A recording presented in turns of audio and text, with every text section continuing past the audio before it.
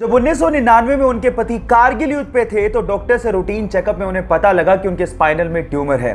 जल्द ही सर्जरी नहीं करवाई गई तो जान को खतरा हो सकता है। ये बात उन्होंने अपने पति को फोन पे बताई और कहा कि तुम जंग लड़ो, मैं यहां पर मौत से लड़ूंगी।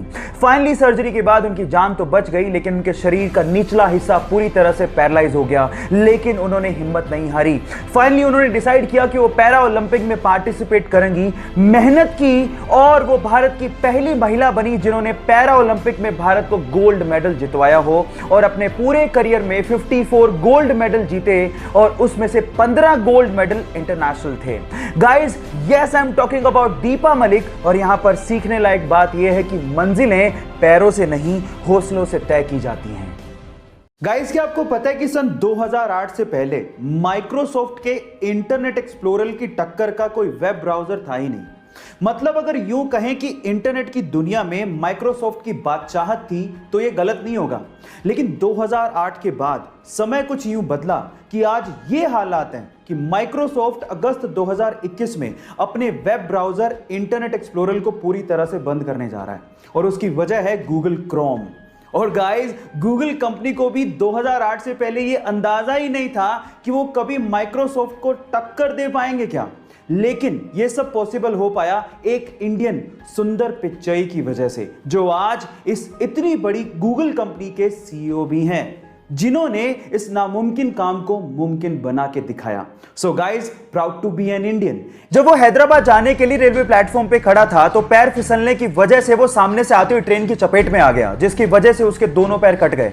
2 घंटे तक उसको किसी ने हाथ भी नहीं लगाया और 6 घंटे की मशक्कत के बाद उसे अस्पताल पहुंचाया गया, जहां पर डॉक्टर्स ने उसकी मां को कहा कि इसके शरीर से पूरा खून बह चुका है, अब वो जिंदा नहीं बच सकता। लेकिन फिर भी उसकी मां ने कहा कि चाहे जिंदा रहे या मरे, मैं इसका इलाज जरूर कराऊंगी क्योंकि ये मेरा बेटा है। जैसे तैसे पैसे जुटाकर उसका इलाज करवाया गया। वो जिंदा तो बच गया, लेकिन उसने अपने पैर गंवा दिए। इस सिचुएशन पे उसके भाई ने उसका साथ छोड़ दिया। लोगों ने उसे भीख मांगने तक की सलाह दे दी, लेकिन उसने कहा कि मैं भीख नहीं मांगूंगा, मैं हार नहीं मानूंगा। उसने जिम ज्वाइन किया, अपनी बॉडी बनाई, वीडियोस अपलोड की और बहुत सारे लोगों के लिए एक मिसाल बन गया। उसका नाम है देव मिश्रा, जिसने हमें यह सिखाया कि जिंदगी हौसले से जी जाती है।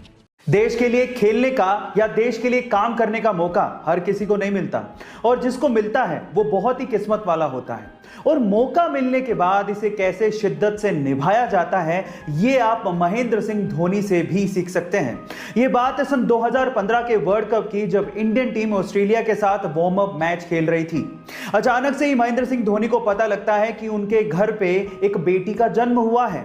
किसी पत्रकार ने महेंद्र सिंह धोनी से पूछा कि क्या आप अभी भारत नहीं जाना चाहेंगे? तो महेंद्र सिंह धोनी का जवाब सुन के आपको गर्व महसूस होगा। उन्होंने कहा कि अभी मैं अपने देश का नेतृत्व कर रहा हूं, अपने देश की सेवा में हूं, बाकी चीजें इंतजार कर सकती हैं। गाइस, है ना ये इंटरेस्टिंग बात? महेंद्र सिंह धोनी के इस जवाब के लिए 1 लाइक तो बनता है। 2007 के इंडिया ऑस्ट्रेलिया मैच में क्रीज पर थे सचिन और उन्हें बोल करने के लिए खड़े थे ब्रेड हॉक। हॉक की एक डिलीवरी पे सचिन बोल्ड हो गए।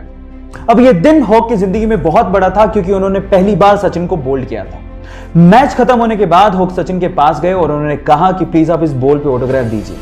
सचिन ने ऑटोग्राफ देते हुए कहा कि अब यह दिन तुम्हारी जिंदगी में दोबारा कभी नहीं आएगा। उसके बाद 35 टोटल एनकाउंटर हुए सचिन और ब्रेड हॉक के बीच में, लेकिन ब्रेड हॉक उसके बाद कभी सचिन को बोल्ड नहीं कर पाए। अब ये स्टोरी शायद आपने पहले भी सुनी होगी। मैं आपको क्यों सुना रहा हूं? क्योंकि मैं जानता हूं कि जब आप पब्लिकली कोई कमिटमेंट करते हो तो उसको पूरा करने के लिए जान लगा देते हो। तो आज आपके पास मौका है। इस वीडियो के नीचे आप लिखो कि आप क्या बनना चाहते हो, पब्लिकली बताओ, और उसके बाद उसको पूरा करने के लिए जी जान लगा दो। So comment your dream right now.